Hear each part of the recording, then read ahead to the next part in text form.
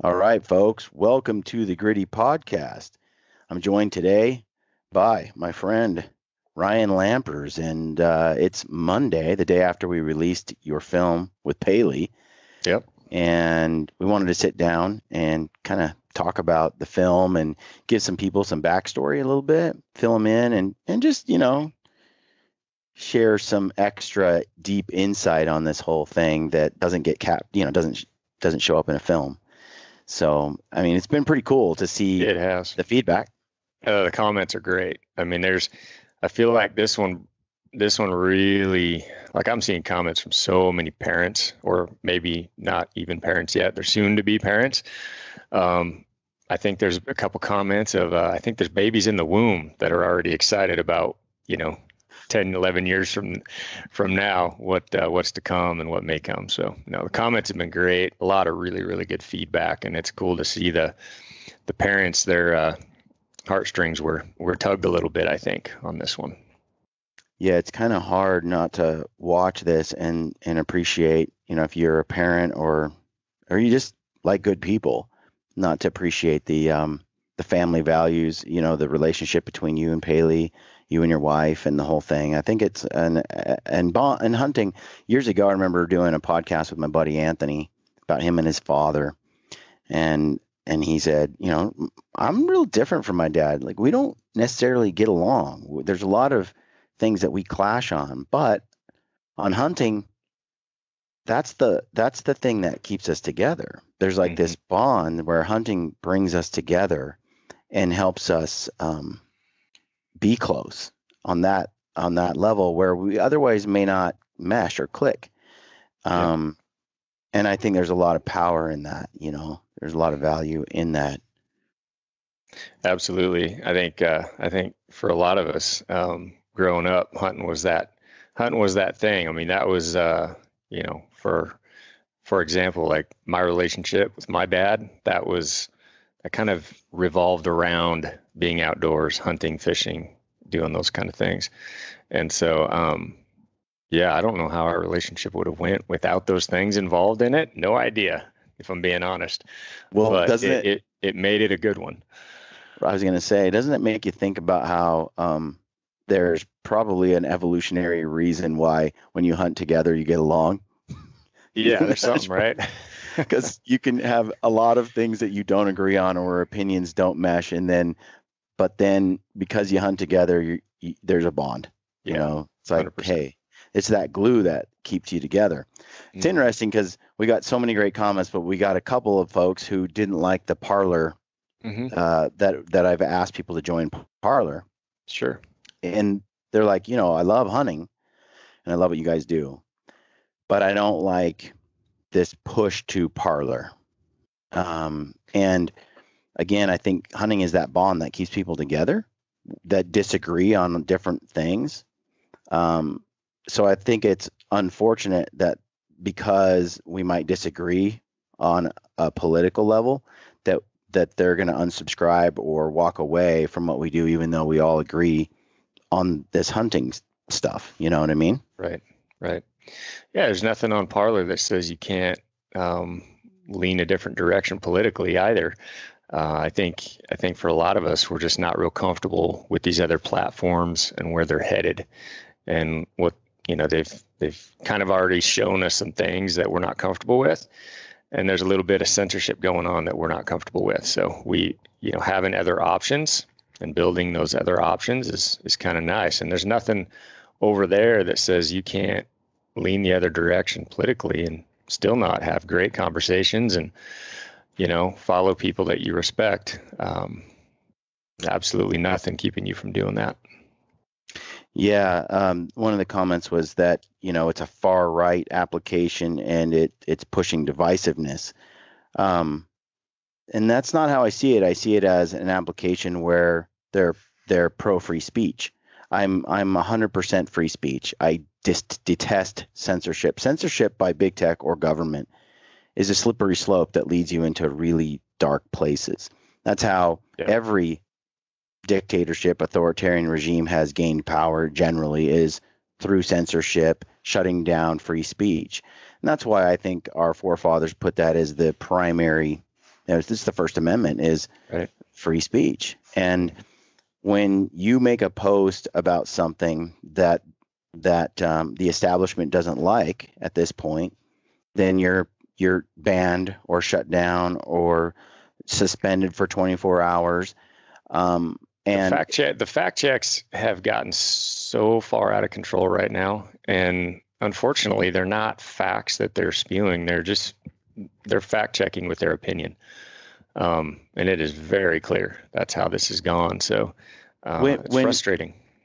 the Hunter Biden laptop thing is a prime example of, there is a FBI investigation that is going on right now into what's happened. Whether he did anything or didn't do anything, that's irrelevant. The fact is, it's an investigation and it's a real thing. So when Twitter and Facebook and all these accounts pre-election shut down the conversation and said it's just Russian disinformation, fact check, sorry, anything you say, if you say anything, you'll be closed. They shut down.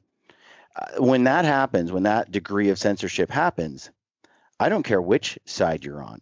Mm-hmm. I may not agree with people. There's a lot of people I don't agree with, but I will fight to the death for their right to say it. And so my issue right now with Parler is they've demonstrated we don't care who comes on here or what they say. This is an anti-censorship platform. Mm-hmm. Therefore, that's where I'm going to be. The other platforms, if you're going to shut down people you don't like to hear from, I don't have time for you anymore. I certainly don't want to see you grow. So for me, it's not me trying to convince the world to be far right or anything else. Politics aside, I want free speech. Absolutely. Yeah, it's one of the most important pieces that we have. So, yeah, I don't really understand the argument. I've seen those comments that you talked about. I've seen a couple of them.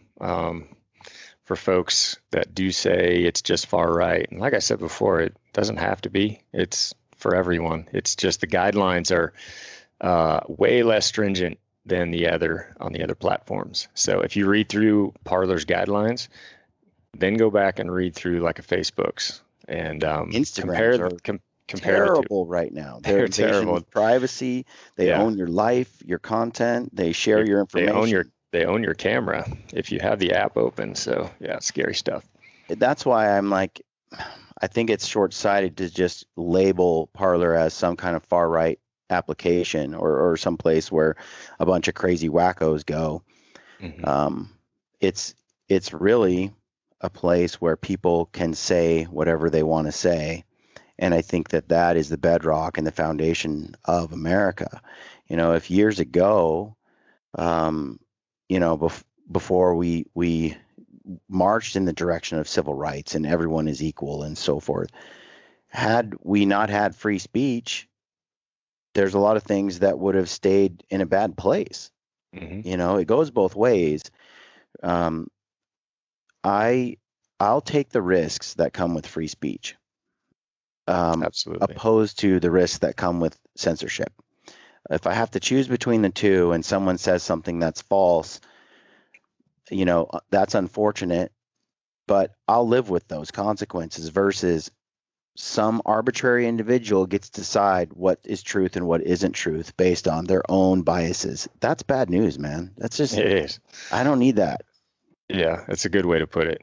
Yeah.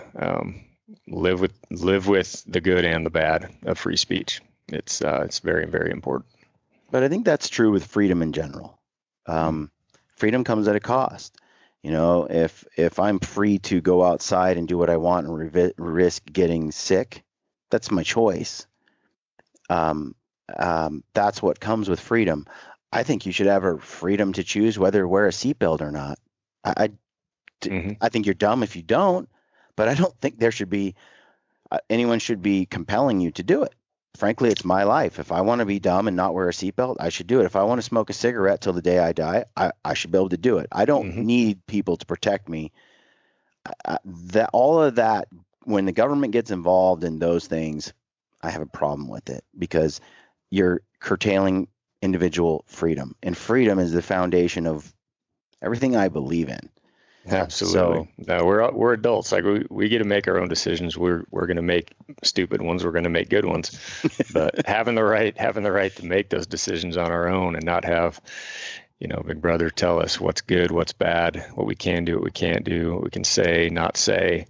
Can we drink soda pop or can we not drink soda pop? I think that's for us to decide. So you and I, we go out into some wild places and you're sleeping where there's giant grizzly bear next door.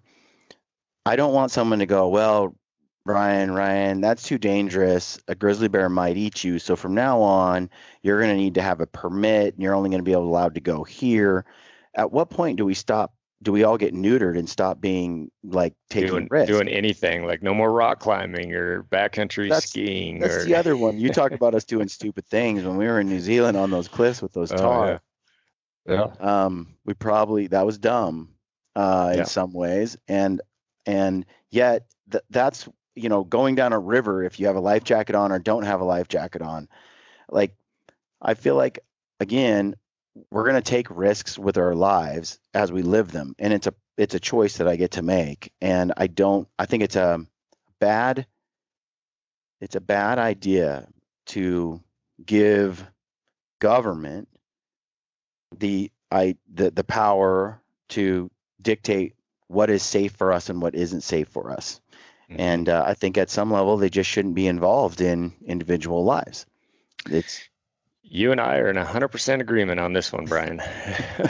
and I've, there it I've, comes with risks. I've had these conversations with my wife probably thousands of times since we've been married, and she's tired of my ranting about it. But I want to make these decisions. I don't want anybody else making them for me. So, Yeah. yeah, I think that's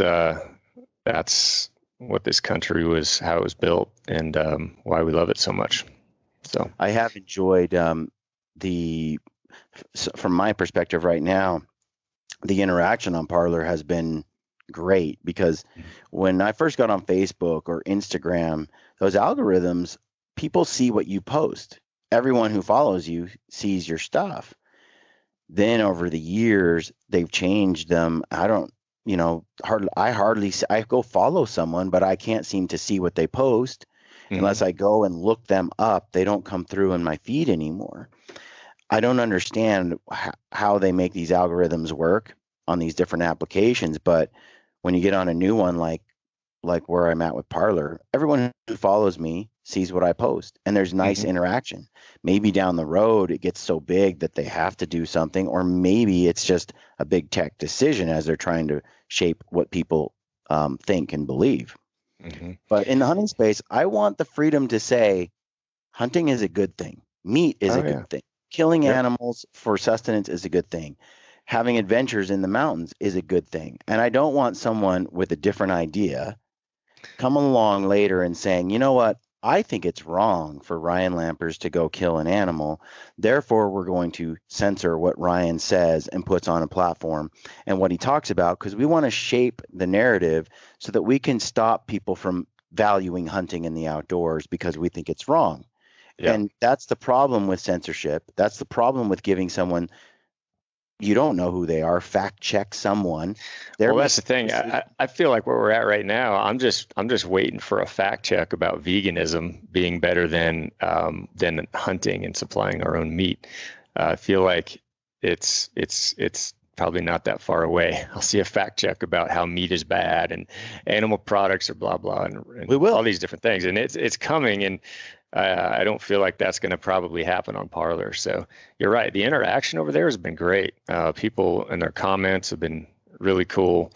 Yeah, it's a lot of like-minded right now, which hey, I'm happy to see that. And it's just guys that are kind of interested in similar type things that we're interested in. There's a lot to learn on Parlor for sure. I think you might do a video on a how-to because it's definitely kind of intimidating when you first hop on there. Like, I don't know how any of this goes. It's just a different format, new app. So there's definitely a learning curve to the posting and the messaging and the voting and all these different things that we're just not, we're not used to it, but Yeah. Yeah. getting better at it. Yeah. It took me a while to figure out that like you can upvote something, which is really just a thumbs up, or there's echo, which is to A share. share, That right? took me a while, and then there's, you can leave a comment. Um, but the first few months, I didn't get on there much because when I went and looked through the feed, there's just nobody there that's hunting, and there's no hunting content, nothing that interested me. Right. There's political content because it was spawned out of a need for political people to have a voice that got shut down on other platforms. But as I've been doing it more and more, all of a sudden, my feed over the last 3 weeks, especially, has all been hunting, cool stuff, family photos of people and cooking recipes, and just the sort of content that I'm interested in seeing. Mm-hmm. And so I'm going to continue to keep promoting it. And I wish that those that have a completely different view, maybe politically than I, would get on there as well, because I think diversity of thought is important. I Yep. welcome those discussions. I want those people involved. I want to bounce my ideas. I don't want cancel culture in place. I don't want, because I said something you disagree with, we just shut down. I Mm-hmm. want that dialogue to continue, and we can agree that, hey, I'm not going to change your mind. You're not going to change my mind on that. But guess what? We do believe strongly on public lands. We believe strongly on hunting. We care a lot about wildlife, and we can agree on that. And I think it's a shame when people walk away from people they do have common ground with Mm-hmm. because they don't agree on everything. Yeah, and like those couple of comments, basically insinuating that the conversation is only going to be one-sided on that Parler app. Like I said, that is far from the truth. We want both sides to be heard. I like reading other people's opinions, and right now, where we're heading with the other platforms, I feel like one side's getting snuffed out. Parler is wide open for both sides to be heard. So that's my opinion anyway. So I think it's a good thing.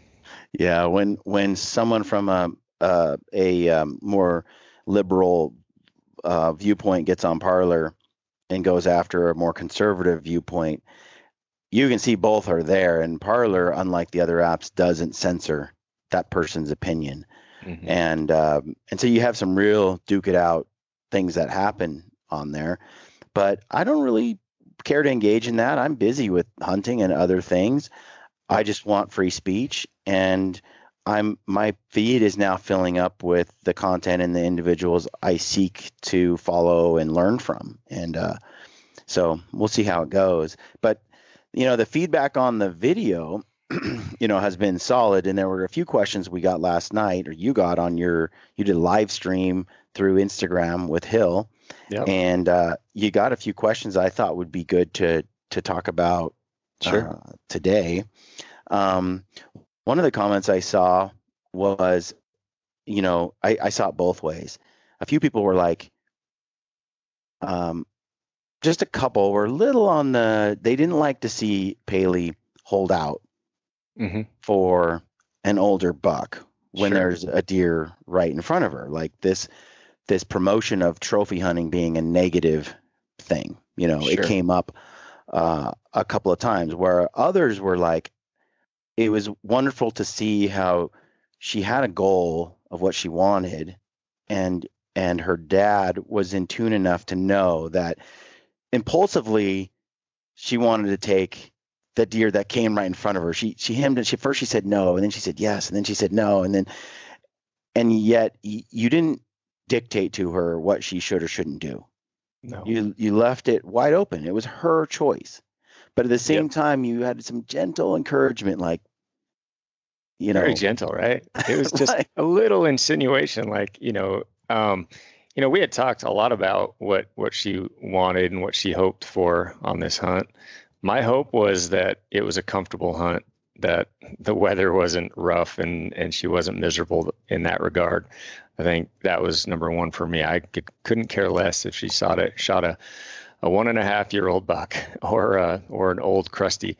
Obviously, I would prefer to stick to kind of our go-to, which is always go for an older, mature buck that's put a few years under it. But for someone doing their first hunt, it's all on her. And I feel like in that little situation that you highlighted that first day, Yeah, we had a buck, and it was a great situation, but it happened so fast, and it really, I'll be honest, like it would have kind of bummed me out a little bit that we wouldn't have had another full day of chasing bucks and experiencing different stocks and seeing a variety of other deer and just seeing, a lot more country. Um, I like that. I like that in how I hunt. I wanted to see my daughter and my wife have a full, complete other day of chasing bucks around and seeing more of what we do versus going in and that first buck that comes in, maybe taking that. I think we would have lost a ton of experiences, and that would have bummed me out a little bit. So yeah, I was definitely like okay with whatever she shot, whatever she chose. There was that 2x3 that came in, and it was just a perfect scenario. And I'd have been tickled if she would have, actually pulled the trigger. But I also really wanted her to, like I said, that was the first buck that she's ever had in the crosshairs. And I was hoping a situation like that would come where, you have a buck come in and she can get it on the crosshairs, and, she'd be able to gauge if her heart rate is up and if she can't quite hold steady or any of that. That would be a good gauge. And, before that trip, I said this multiple times to people, like my plan is I want to get on a perch somewhere and have her be able to see a variety of deer and be able to put that scope on there and just be able to calm her heart down, take that shot to where she's really comfortable. So yeah, it was like that first buck that came in, it would have been so quick, and it was a great situation for her and for where she's at. But we had another mature buck over, not that far that we had first seen and what we were going for.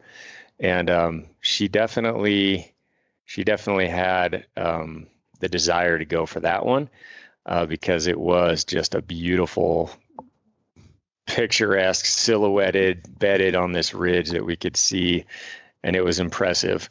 But secretly, I was hoping that none of those were going to work out that night, and we were going to have a complete new day to see from sun up to sundown, new country, new bucks, have her get to experience the chase a lot more than if we would have pulled the trigger that first evening.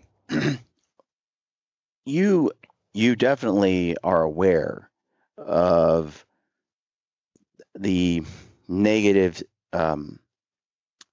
perception people have of hunting when it comes to trophy hunting. Mm-hmm. Like there is a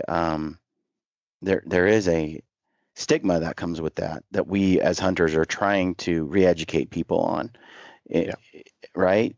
Because people look at trophy hunting and they're like, you're just doing it for antlers. That's disgusting. Mm-hmm. And you don't care about so many things. And so that's the perception, right? So I understand when someone comes to the table and says, I don't know if I'm comfortable with Paley passing on animals. It looks like she just cares about antlers, or you just care about antlers, right? Sure.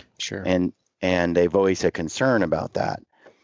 What's your well, I think because you have the same concern. I do. Yeah. There's this, when you're going for a mature buck, there's a couple of things that are added to the whole equation of just going out and filling the tag. You've got the extra challenge of a smarter buck that's lived some years. He's going to try to outsmart you, and you've got some strategy involved in outsmarting him.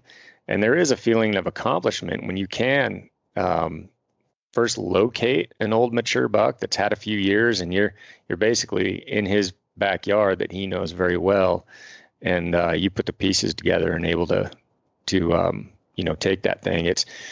There's something there for sure. I think the challenge of first locating an old mature buck, and then taking out a buck that's lived a long life, he's at the end of it, is kind of a goal of ours. I think you and I are in agreement of that, taking that older. And what comes with that is giant antlers. But honestly, those old regress bucks, man, they don't score well, but who the heck cares about score these days, really? they've got, like you mentioned, when you talked about this hunt and the buck that Paley did take, it's got like this mystique about it, this It's aura. It's lived a majestic. long, majestic. Yeah, it's lived this long life. It's seen a lot of stuff. It's outfoxed coyotes and cats and all these different things. Um, it is just this majestic buck that you're going for versus, that 2x3. He's really young. He saw a movement. We were kind of below the sage line, and he just saw some movement over there, and he was rutting, which made him extra Horny. dumb. And he's just like, I see movement, I'm gonna go there. And that's what young bucks do. And it was a great situation for a young hunter to be able to just fill a tag. Um, that would have been phenomenal. But kind of why we hunt for an experience. We hunt for we're out there learning behaviors. We're out there learning where they live, the ways on what it's going to take for us to, get in.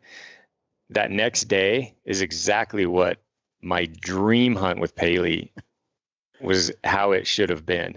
Like, because we had some struggles, we had some, fails on stocks, and we had some, a little bit of, you know, Emotional roller yeah, it was coasters. ups and downs, and Hill got to see, what we do, and we see a buck, and we're going, and we're just like cruising, and you're out of breath, and then you have to settle in and try to, get set up to take a clean shot, and all these different things, and that doesn't happen. And then you're off to another one, and you're trying to make that one happen, and negotiate the terrain, and put a good stock in to get within 200 yards. All those different things are things that we experienced that next day that we would have never saw. My daughter would have missed out on a lot if she would have taken that first buck. Now, we could have taken that buck on the last day, and that would have been great because I would have been pumped that we got some chase in those days that we had. We didn't have that many days with the girls. So I really wanted to maximize that and have some excitement, some chase. Yeah. They learned a lot more by having that extra time versus the very first deer that comes in, young buck, taking him. It's kind of, and I said it on the video, it's like, why take something the first day that you could take on the last? And I've said that a bunch of times on the hunts that you and I do as well. We pass great bucks, on the first or second day. And yeah, sometimes you kick yourself at the end. We've got history with a buck that we didn't take, old brow tines. And yeah, by the, 4 or 5 days later, you're kicking yourself a little bit, but it worked out. And I we wouldn't. saw so much more country. We learned way more, still able to take great bucks. That was one heck of a better hunt than if we would have taken one on the first day, second day. Well, I heard Ranella on a Meat Eater podcast years ago talk about this thing, and he was saying, "Look, if I don't quote unquote trophy hunt a little bit, I'll be done. My 7-day hunt will be done in one day." Right. And a big part of why I'm there is to experience those outdoors to their maximum degree, to experience this chase. And if I were to shoot just the first legal thing that comes across my path, then my hunts would be extremely short. I wouldn't be maximizing those times. And he's like, you can say, well, you could still stay out there for 7 days without a tag. But Shane Mahoney said something, and Ranella did too, but Shane Mahoney said something years ago that stuck with me. And it was that when you're out there hunting, you're experiencing the world in a completely different way than when you're out there just observing. Yep. There's something about the wind direction, the smells, the ground, everything is heightened. Your senses are heightened. You're out there with a singular purpose, and you approach the outdoors in a different way, and you can't do that if you're not on the hunt. And there is a evolutionary DNA, thing within us that we as human beings thrive on that hunt. That is what is Shane says it's our oldest try at life. humans, we are here because our ancestors hunted. We are here because we became the Sure. best hunters in Yep. on the planet. And becoming the best hunters and being a good hunter is part of what it is to be a human. And to divorce ourselves from that because we live in a civilized world, I think is a mistake, because you can't erase millions and millions and millions of years of human existence with the last 100 years of civilization or 200 years of advanced civilization. It's still within us. We need it. We need those moments. And when you go out there and you do get into that zone, I'm not thinking about emails. I'm not thinking about the purpose of life. I'm not thinking about like whether I paid all the bills, or I'm singularly focused on that chase in that moment. I'm in this Right. zone that there's very few things I can get into that zone on, where everything else in the world just disappears. Hmm. And I feel like my mind and my body thrives on disconnecting. And I'm doing that. I'm disconnecting in those moments of that chase. When I'm at full draw and that bull is screaming at me, that I'm disconnected, man. It is just all that in that moment. And I think human beings need that moment, and it's hard to achieve. It's that, I suppose it happens on a basketball court for Michael Jordan when he's making that final shot. Like, you're in that moment. Nothing else matters. Right. Yeah, and I think, when you talk about the trophy hunting part, when we're focused on a deer, like just a broad, like we're just focused on getting a deer. Um, meh, okay, this that's fun and it's cool, but like you mentioned, it would happen so fast. Now add a few layers, like add, you know, whether it's the terrain you're going in, like we want to go in 10 miles and then find, an old deer back there. That adds some things. When you just add like a mature buck to the mix, you got to look through some bucks. So you get to see a lot more. You get to witness a lot more. You get to observe. You get some trials and tribulations along the way to trying to find that old mature buck. And let's face it, trophy hunting, if you're just going by antlers, some of those old regresses, those aren't typically, they're not like scoring type bucks, right? I mean, my daughter's Right. buck, not a scoring buck. It's just an old majestic buck that's seen a ton. And that one felt right. That one felt right for me. And it felt right for her for sure. That was exactly what fulfilled her. So, I'm at the point now where I've had enough experience that my cousin Ben was off hunting deer this last week, and he sent me some video of some bucks, and I was like, you know, I like that buck. That one's really good. He's like, yeah, but I'm going to go for this one because he's in a stockable position. And I texted him back and said, you should, but I wouldn't. And he's yeah. like, why wouldn't you? I'm like, well, he just doesn't excite me. He's too small. He's too Yeah. young. Um, and Well, and and you he's threw an like, extra challenge to it. Like, well, the challenge is going to be, do you have the patience to wait till that other one, which you really like, puts himself into a stockable position? Or you got to get really creative with how you figure out a way that's going to work to get that one. right. The much That's what I younger love. buck, the much younger buck, Ben texted back and said, well, basically, I haven't taken very many deer with a bow, so he excites me. And I'm Right. like, and you should take that buck 100%. Absolutely. Go for it. Do it. Um, and I think that is, you know, the way to approach it. You say all the time, you're looking for a deer or a bear or an elk that speaks to you. And even with Paley, same use the same terms. Like, you're looking for an animal that speaks to her, and that animal could be a thin-horned young animal, or it could be a regressed, heavy-horned, heavy bases buck like what she took, or it could be a buck like yours with trash everywhere. It's like, what Yep. speaks to you? When I saw that buck I took, the second I saw him, I was in love with him. I There was no amount of me going, I could pick apart things that I would, that I want on a buck. I could pick apart any buck and go, he's like this, but he's lacking that or Sure. whatever. Sure. But when you see it and it excites you, you're like, oh yeah, I want that deer.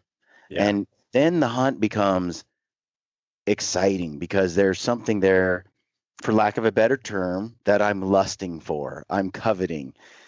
And like Ranella puts it, if we didn't lust after it so much, we didn't covet it so much, we wouldn't screw up as much, Mm-hmm. right? It's the very act of wanting it so badly that causes the buck fever and the Yeah, panic. for sure. Your buck was so unique too, because yeah, it had a great rack on it, nice wide, old mature buck. But your buck was so different than most all the other bucks we were looking, because the body on him was like twice the size of all the other bucks in the area. That I don't know why, but he was absolute giant body compared to all the other bucks. Paileys deer had a big old giant. Just when we got to watch that buck like push other ones around, like his rack wasn't anything crazy, but all the other deer knew like this guy's seen some years. He's a fighter. He's scrappy.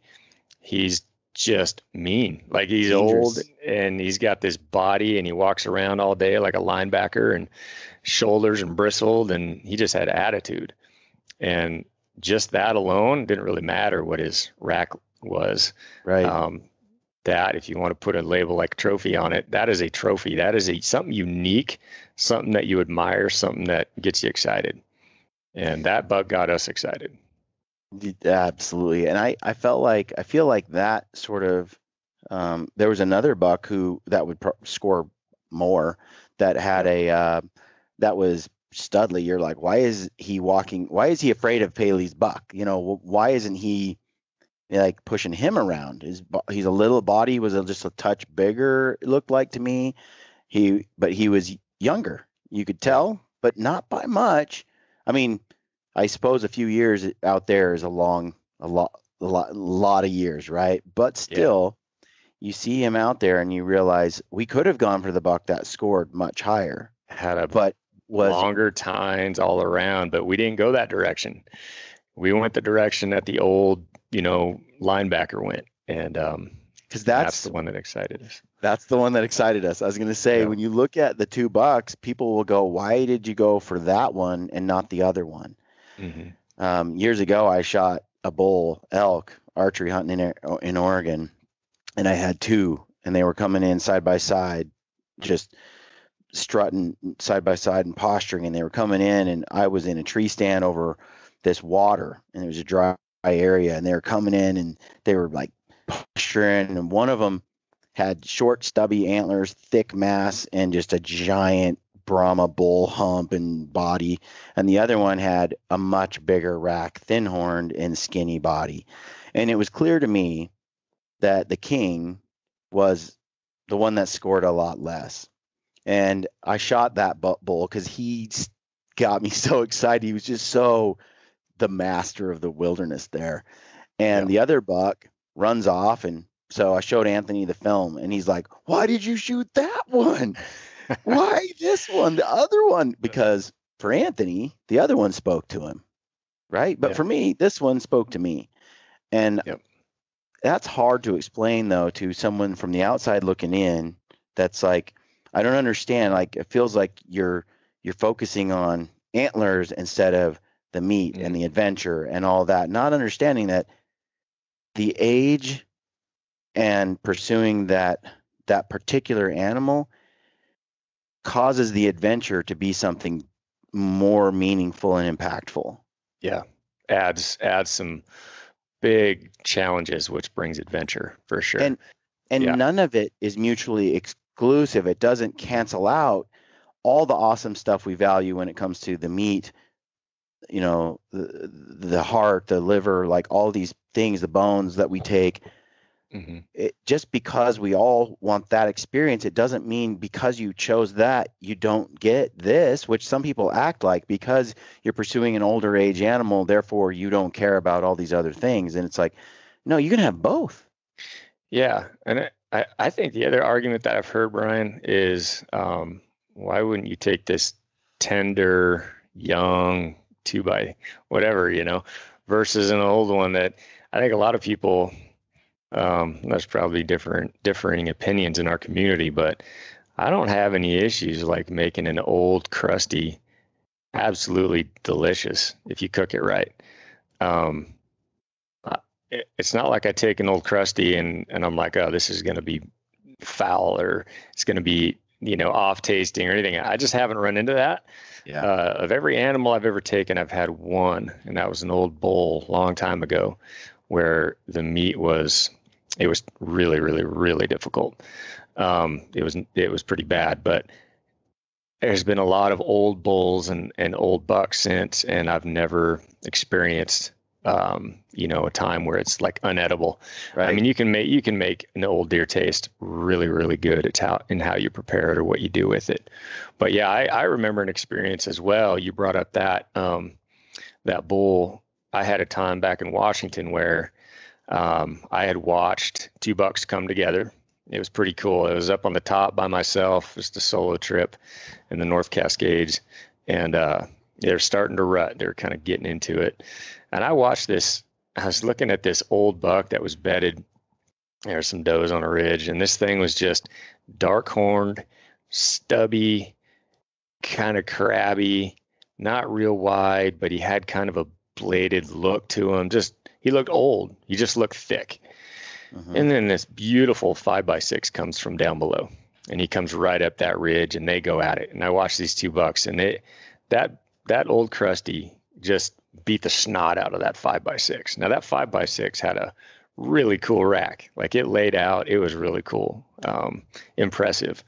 But I watched that old, majestic, mature buck beat the tar out of that other one, and I didn't even think about it. Like, I want that one. Like, I want that old timer that's seen some stuff. He's regressed, and I went for that one, and I ended up taking him, and I couldn't have been happier. I couldn't have cared less about that younger buck. He had a better rack, but it was just cool. I wanted that more majestic buck. Well, I think it's a nuanced conversation, and that's why people tend to swing one way or the other way with the pendulum on this trophy hunting thing, where there are those who are shamelessly and obviously taken with just strictly the size of antlers, and the other parts of the hunt don't matter, and they have a very shallow pursuit and view of what hunting really is, and they represent the sort of thing that we despise in the hunting space. Then on the other side, you have this pendulum swing where people are like, I don't want to be associated with that. And so they swing all the way over to, I'm going to shoot every little spike that comes in because they're the tenderest and I value the meat the most.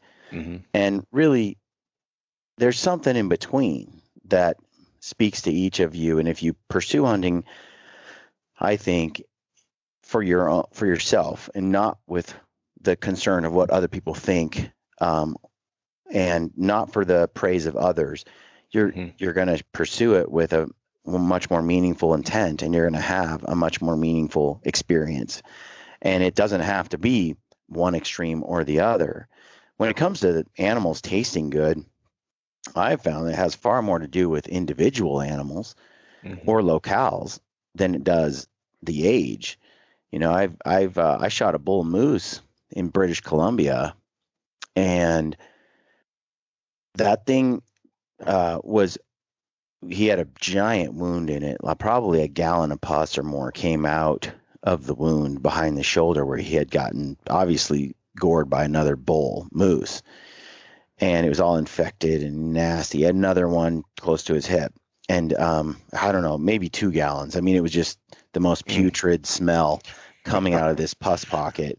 He had to be in so much pain, it just seems. And we checked the meat, and the meat, the flavor of the meat was actually decent, but that meat was harder than shoe leather. It was really hard to eat, or deal with it. And you could slow cook it, and it was a tough piece of meat. And grind it up, made burgers. We ate it, but um, the another person there shot a moose that was probably a year or two older than the one I shot. That was some of the best meat I've ever eaten. Yeah. Tender, fall apart in your mouth, everything's perfect. All right. Well, how much of that was because of some kind of stress or hormone response from this bull that was wounded, or who knows what else was going into it, or I don't know what he was eating, the butcher process, who knows, just genetics. But you're talking about a completely different, like, not like worlds apart, the meat. Yeah, you're talking about the same species, and you're talking about relatively the same age. And I've Right. experienced the same thing with elk. I've had old elk, and then I've had young elk, and I can't tell the difference between taste. It has more to do with the individual animal than it does species or age. Mm-hmm. I'm Yeah. sure if you shoot a very young animal, it's generally gonna be Yep. pretty tasty no matter what. You're not running any risks. But um, man, we shoot some ancient bears, and they Yep. taste phenomenal. I mean, Yeah. there's And if no difference. you can can anything and it is going to be like tender, right? Yeah, Just by the nature of pressure cooking it. So yeah, old age animals canned is a great way to do it. And it's kind of what we both do on our bears.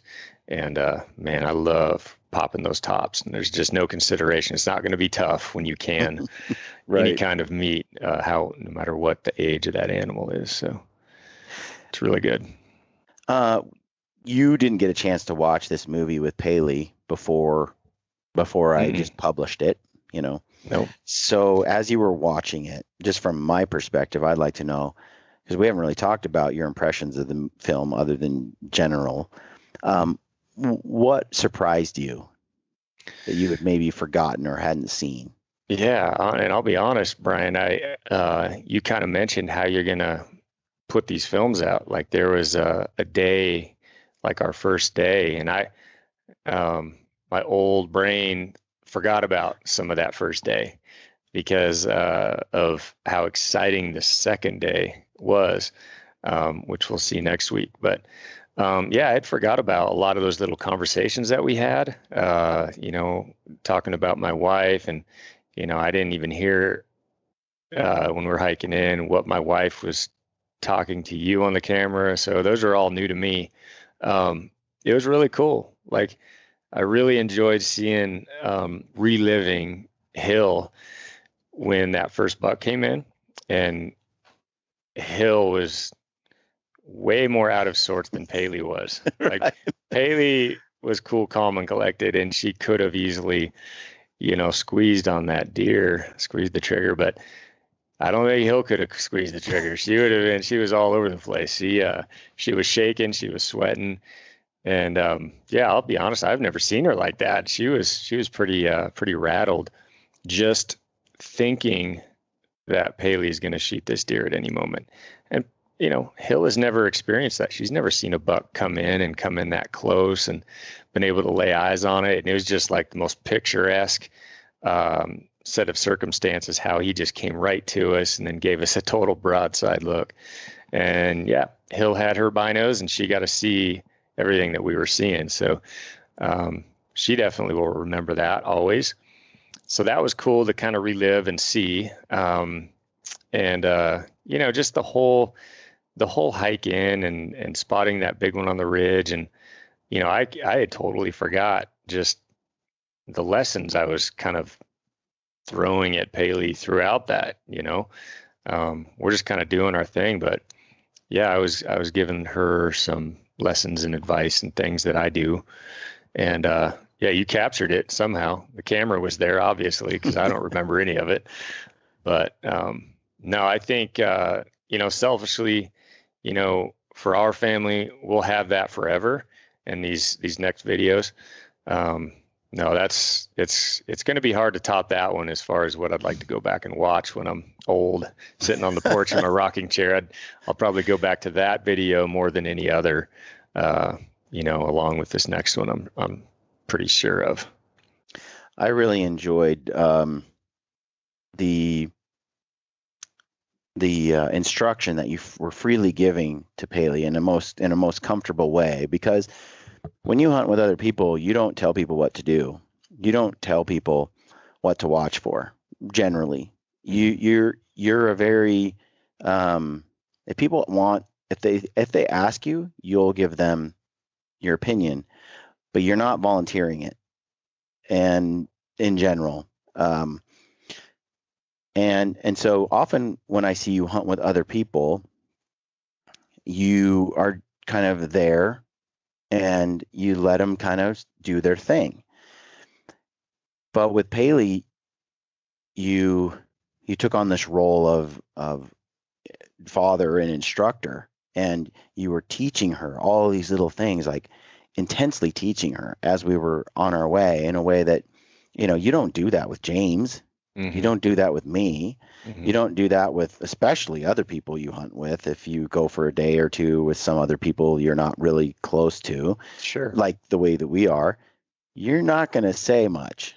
And so I think it's really neat because the audience too, along with Paley, is able to glean little nuggets of information from you on what you're thinking and how you're glassing and how you're approaching this animal and how you're doing it, and the pacing that you have as you move in.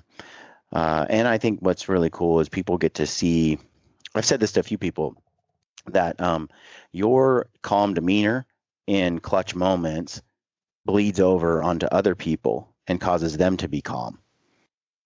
And I think it's pretty powerful because and you can see it with certain people that are leaders.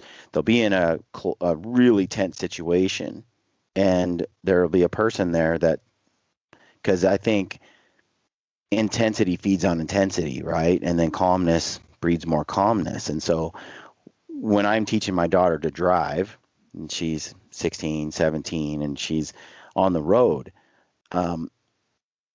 I love my wife, but she's not the person to teach my daughter how to drive, because she's feeling all this fear and anxiety, and it transfers over to her daughter behind the wheel, and she's got all this fear and anxiety.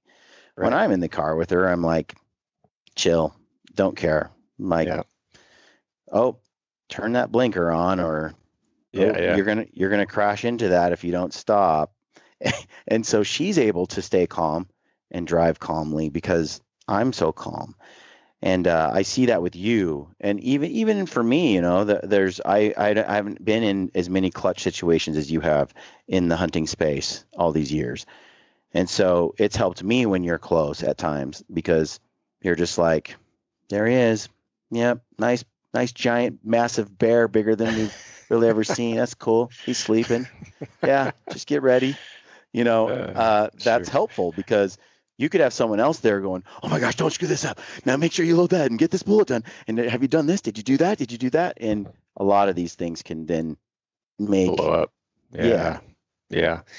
I think, I don't know. I saw that trip with her. There's a lot of forethought into what I should do, what I shouldn't do on a hunt with your kid the very first time, especially. Not wanting to push things, not wanting to get her rattled, wanting her to be comfortable, wanting her to learn as much as humanly possible in a short 3-day window. And I think the only way is to, in a short little trip like that, you could have easily just had you and I glassing up bucks and then just doing absolutely everything for her.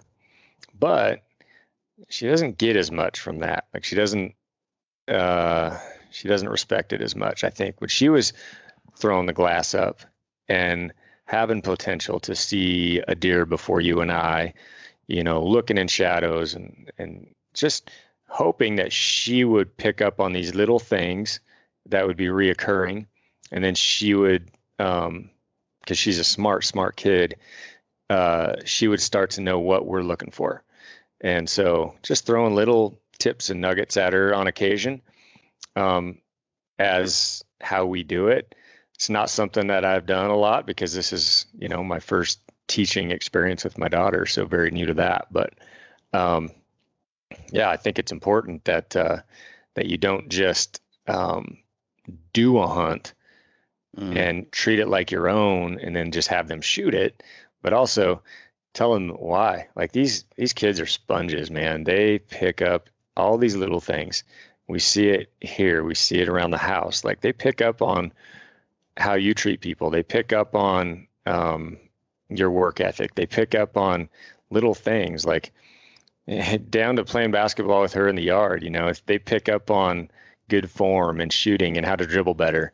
And so, you know, obviously on a hunt, I want her to pick up how to glass up just like we are, glass up bucks, and how to move through country and how to not get seen and skylined and how to think about the wind. So I know how her brain thinks and how it works. And, you know, when I tell her something like, hey, the wind is coming this direction, so we're going to want to be looking in these type places, and their eyeballs are going to probably be focused this direction.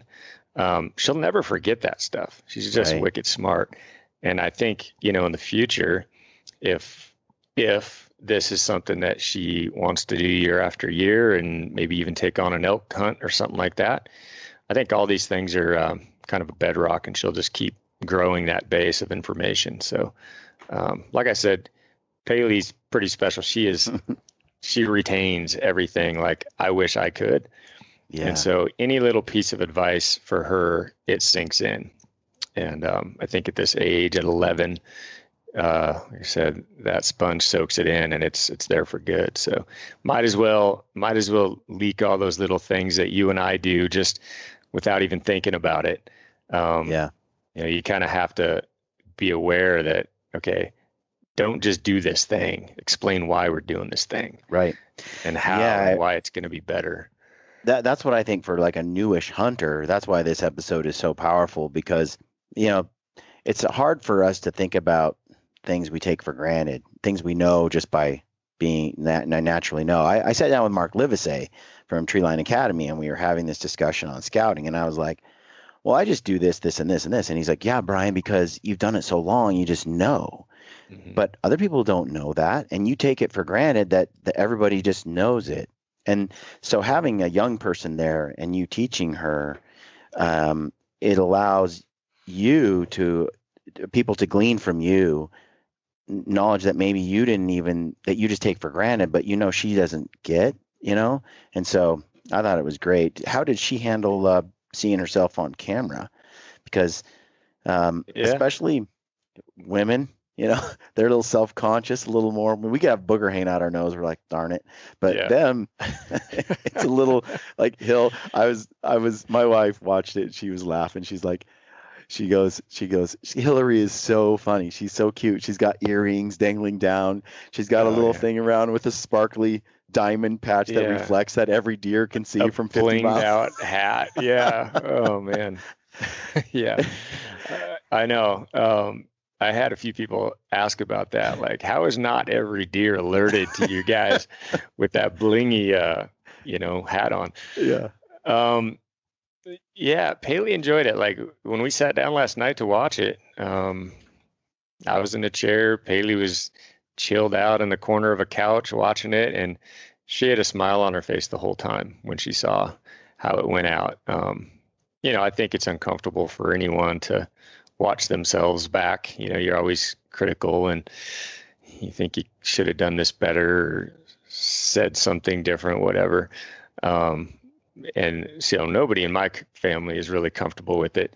You've made me more comfortable with it than Hill and Paley at this point. But I thought they did great, and I think it was really cool for her to see how it went. Um, but she wasn't weirded out like too much. She wasn't. She Yeah. had a smile on her face the entire time. I I think one Hillary was laughing quite a bit at herself. well, once you put yourself out there enough times, you sure do. It's so easy to criticize yourself because you get to play back and it's on camera and it's there or on audio. It's just there. Once you stick your foot in your mouth enough times and you're like, well, that wasn't me in my best light. Pretty soon you start to accept yourself for who you are, I think. Yeah. And it's a good thing because you're like, yeah, people may not like me, or maybe I didn't say this just right, but you know what? My heart is in this place, and it's who I am. And Yeah. I think it's good for the self-esteem over time to Yeah. be watched by so many people. It really does sort of keep your ego in check or anything else. And It does. And the way you film is different than I think a lot of folks uh, do it. You know, you don't do recreates. You don't tell people what to say. You don't do that. You may ask a question on occasion, but you pretty much just slink around with a camera and put it up when you feel like there's something to be seen, which is cool. And there's no weird fakeness to it. Like I said, there's no recreating anything. It's just you capture what you capture.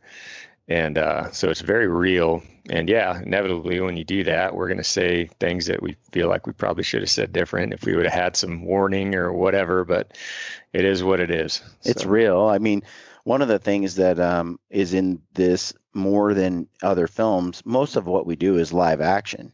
It's just in the moment, and this is what's happening. I don't do a lot of interviews mhm, and then splice them into films because I don't really. It's just a conversation of what's happening at this moment or in the field, but I don't do like after the fact interviews. And if I do an interview, it's going to be, I'm going to say, come here and stand here and answer some questions for me because I think this is relevant information. And you'll answer those questions, and then we'll keep hunting. It's not like we yeah, did this days after or in retrospect or in a studio somewhere, you know. right, right, right. But I No, feel like there's so much that because it's your daughter and because this is the sort of there's so much context revolving around it. You can't capture all of what happened in the live action moments in terms of your relationship, how you prepped her, what the parameters of the hunt are, what the goals are. You know, it.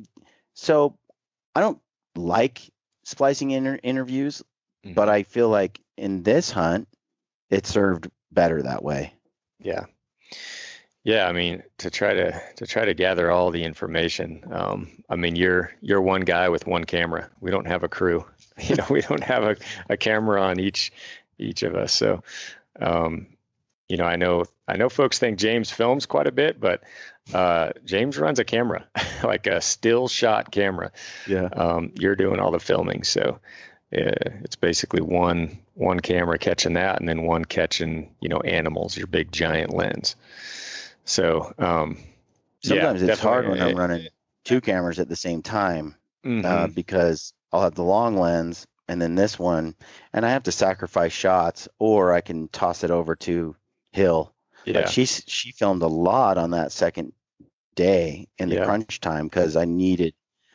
So you're gonna get what you get that Hill recorded, and what I She got. was pretty proud of her camera She holding did at that good. time. She did Yeah, great actually.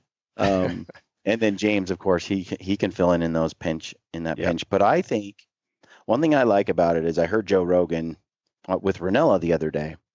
He and Ranella did a podcast, and he said, you know, my podcast, there's me and Jamie. This is Rogan speaking. Me and Jamie and like another person or so, and there is nothing else.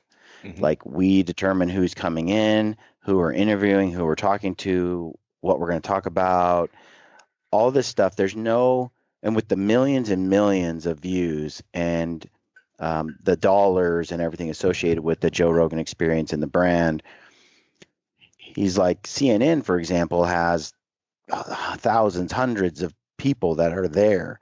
And right, there's focus groups and people who say, you need to say this or make sure this is included. And here are all the ideas in this piece. And he's like, with my show, there's nothing between the audience and me and what they get.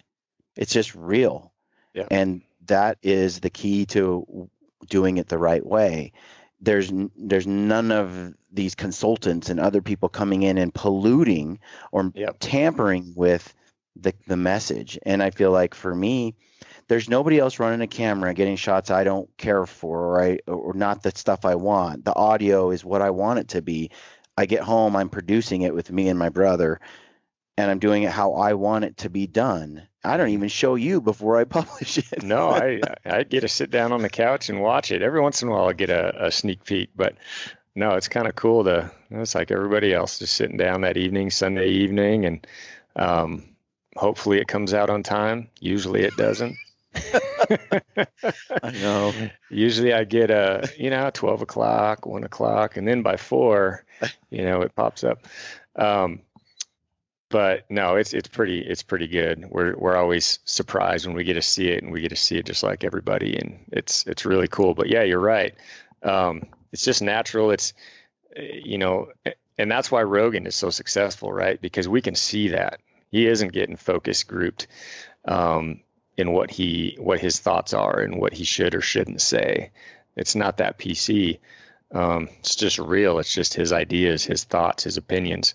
Whereas that's why I think most of us are pretty turned off to politicians who run everything through this whatever filter. And it's just so watered down and vanilla. I don't know. That's why I like, your style. It's just, and I think a lot of people have picked up on it. It's just filming as we're doing a hunt. Nothing really changes except for there's a camera there. Yeah. That's it.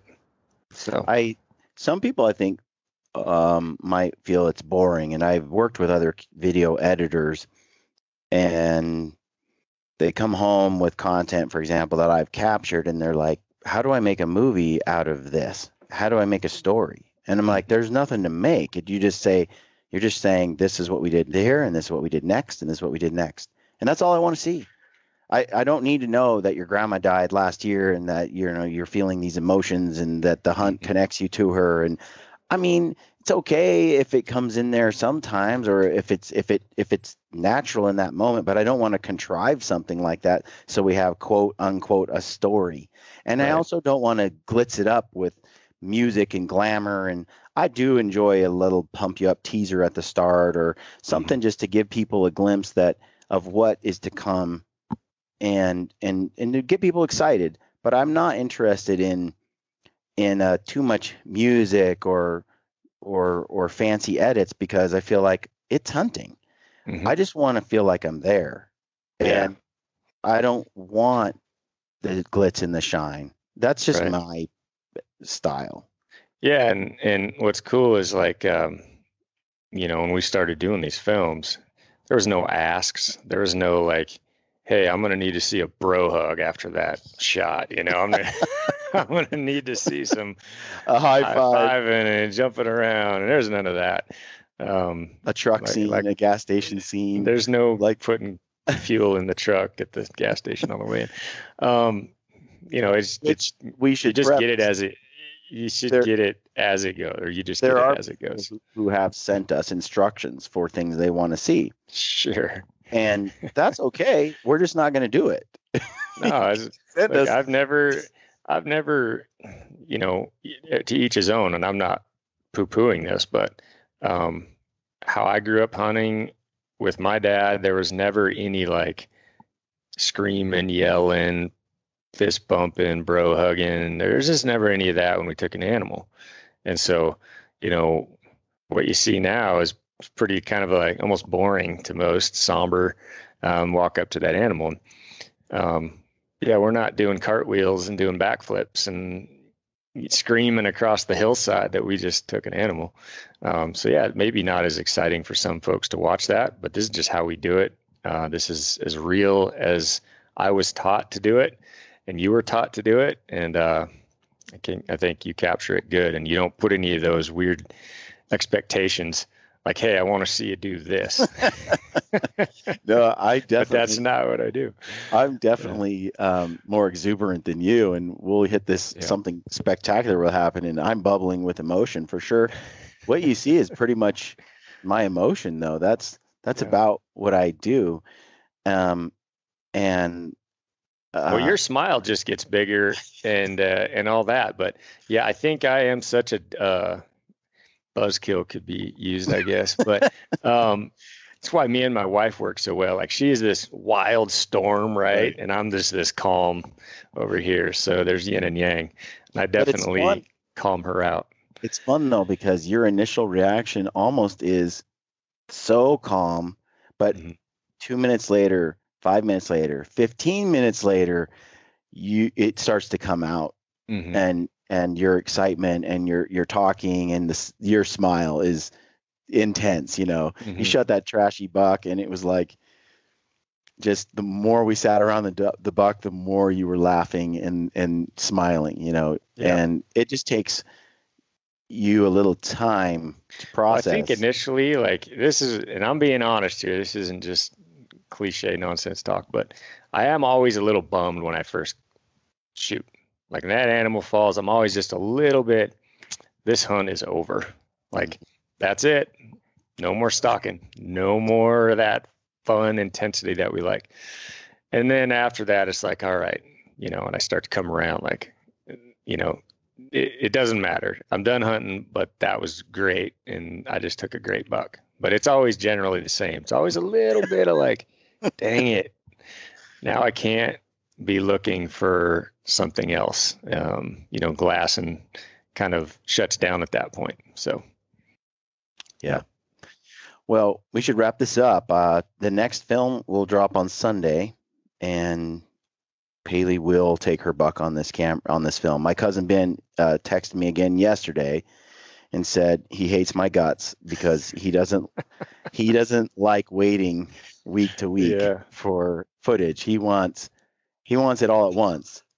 He's like, just make this whole thing 45 minutes and let me finish it. I don't like that. And I think there's a lot of people who feel that way, but I have a lot of people Sure. texting me now saying, I'm glad you spread them out, because otherwise I know what I do. I just binge watch them and then forget and move on, which I'm Mhm. okay with that too. I just don't have the production facility to do it. It's just my brother and I, and I'm still running the podcast and all the other things I'm doing at the same time. So it's Yeah. it's just it's where I'm at right now with Gritty, where you're at, and we're growing like a lot. And so maybe this year we will be able to add another person to help edit. Edit, right. Um, Yeah.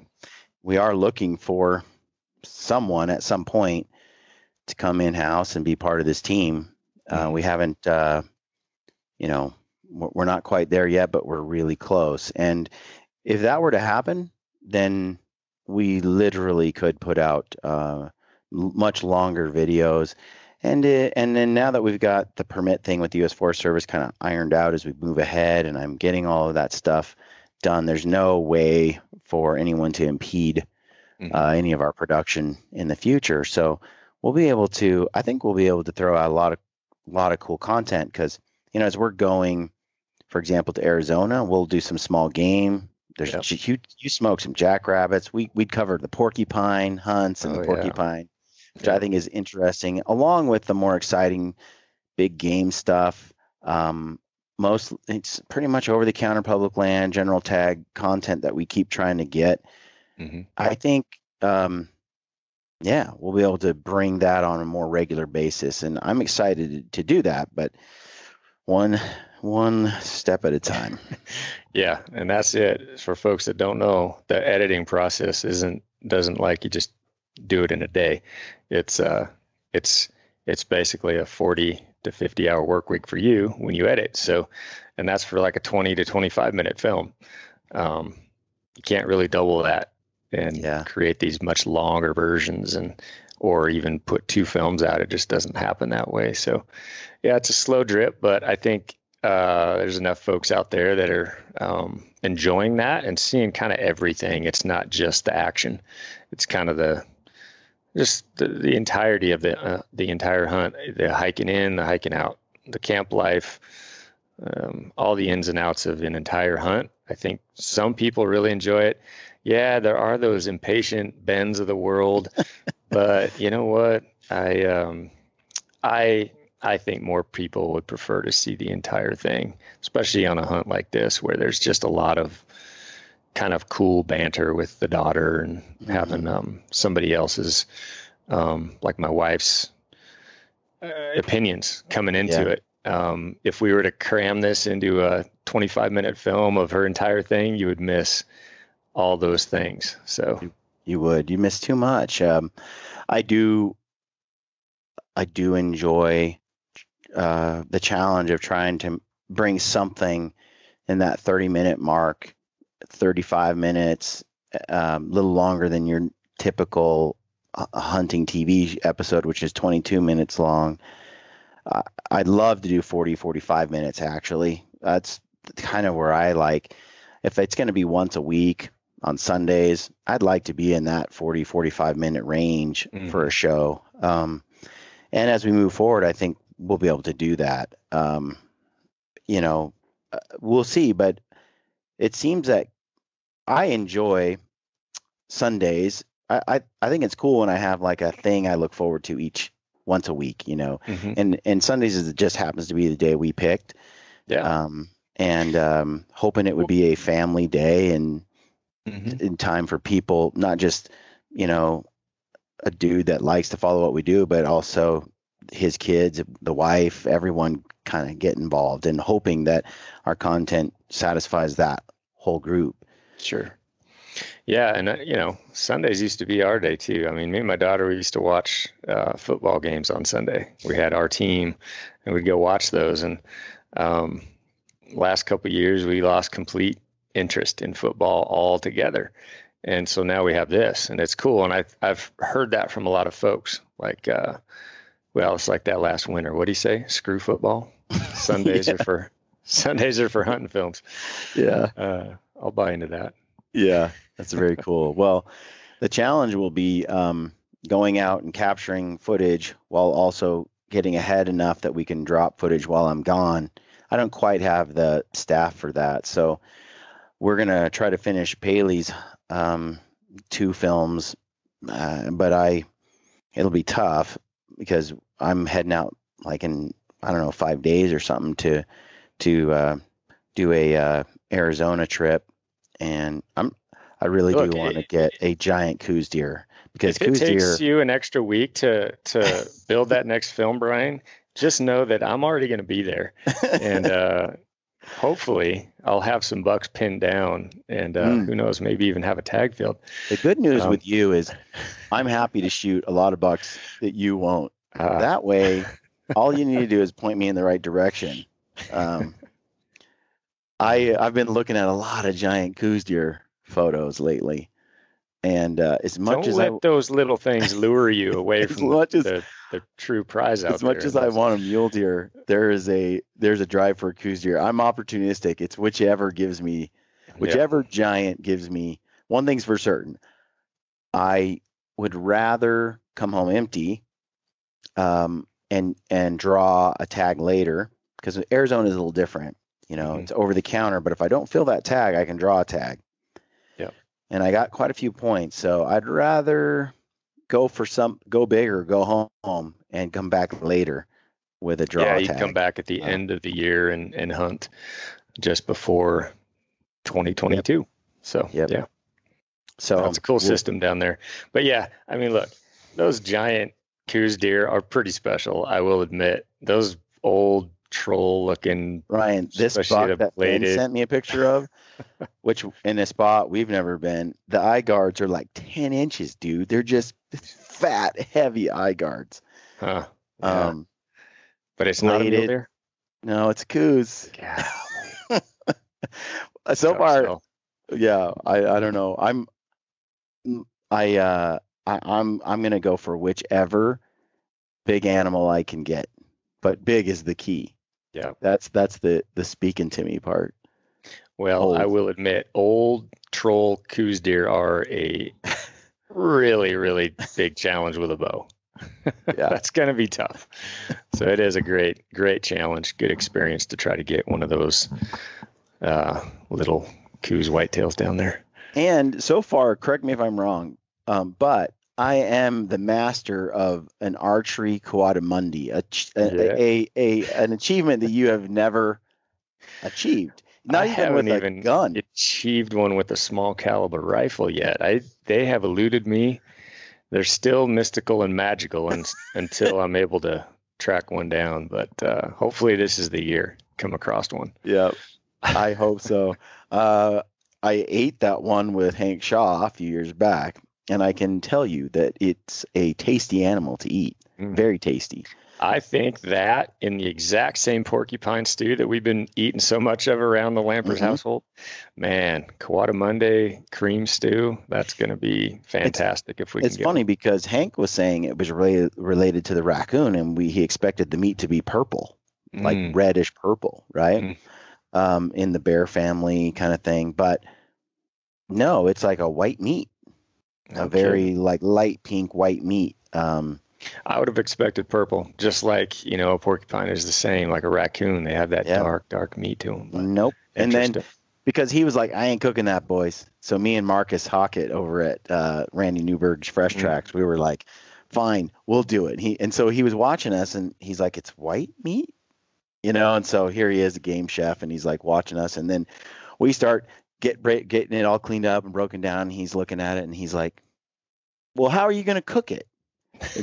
And Marcus is like, we're just going to stick it on that fire. And he's like, oh, just give it to me. I'll do it.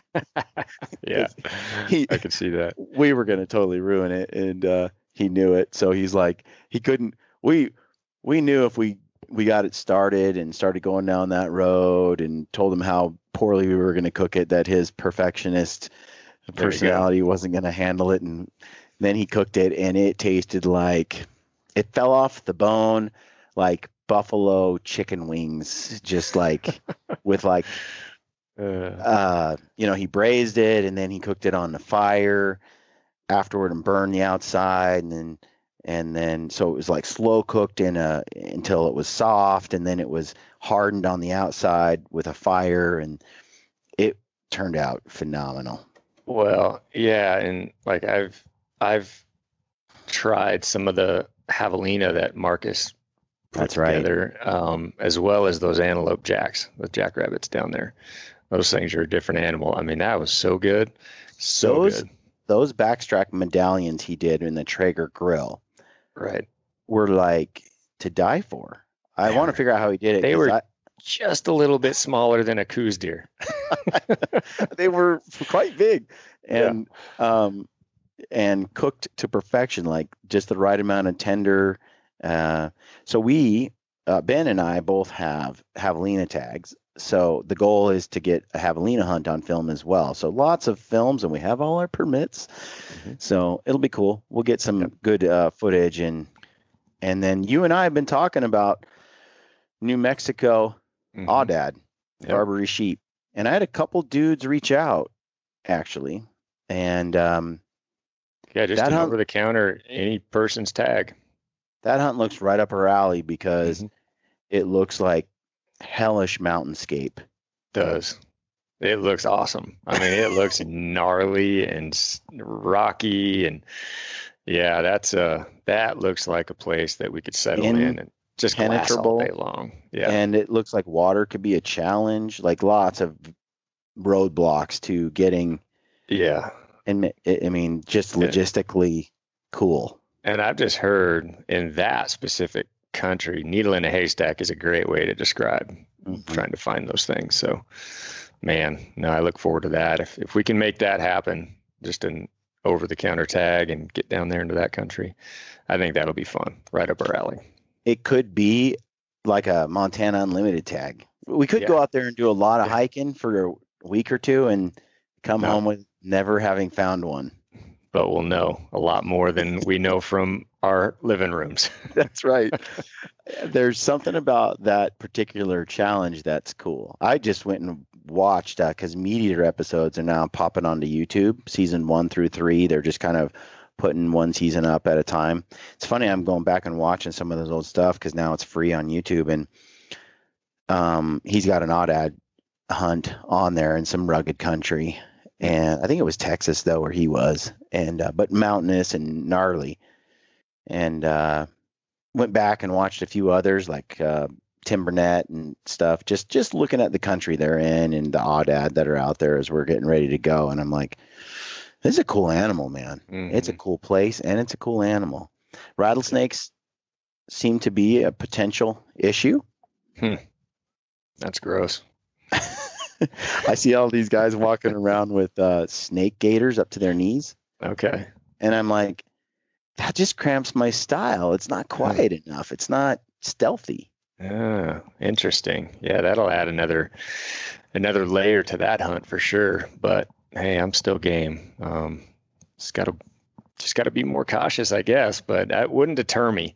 No, I hate snakes, absolutely hate them. But I've more got than them all grizzlies. over the place here in Montana, so we live with them.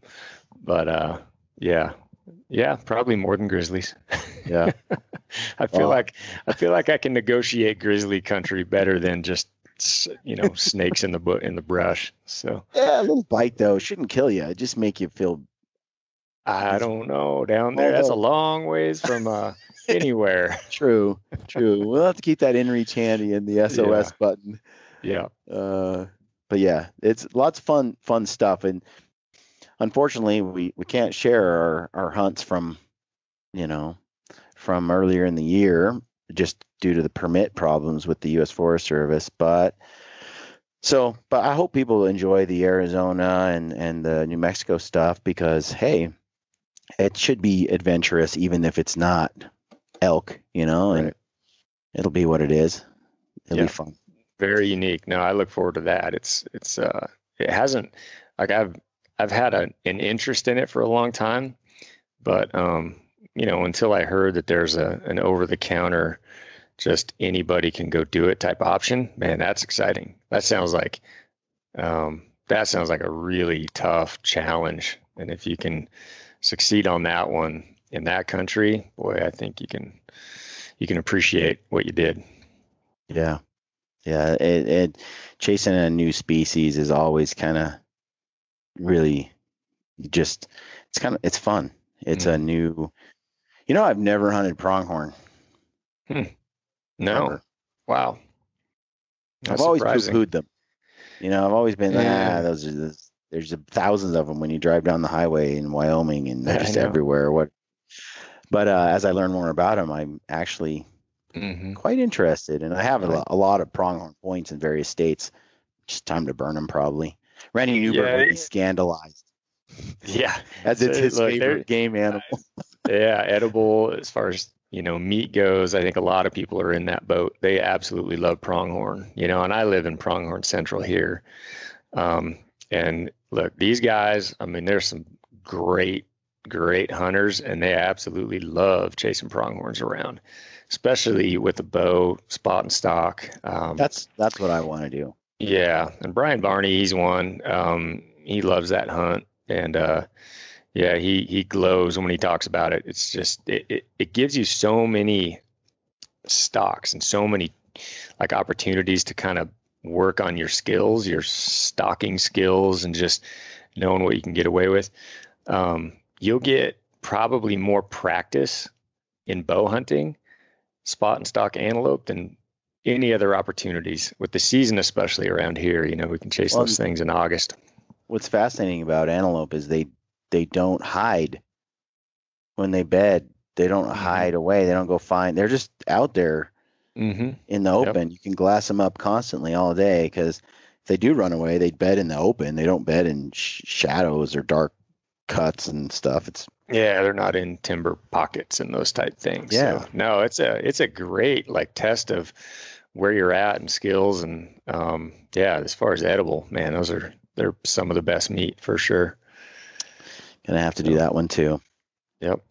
All right, dude. Well, thanks for coming on the show today, and Hmm. we'll see you in a few days, I guess. And yeah, we'll get this film out on Sunday, and Looking people will forward get to to see the. looking forward to this Sunday. I know my daughter and my wife are really anticipating that one. They can't Yeah, wait. it's gonna be As cool. can I. Thanks, Yeah. man. All We'll right. catch you Thanks, Brian. later. Thanks for watching, folks. Stay gritty.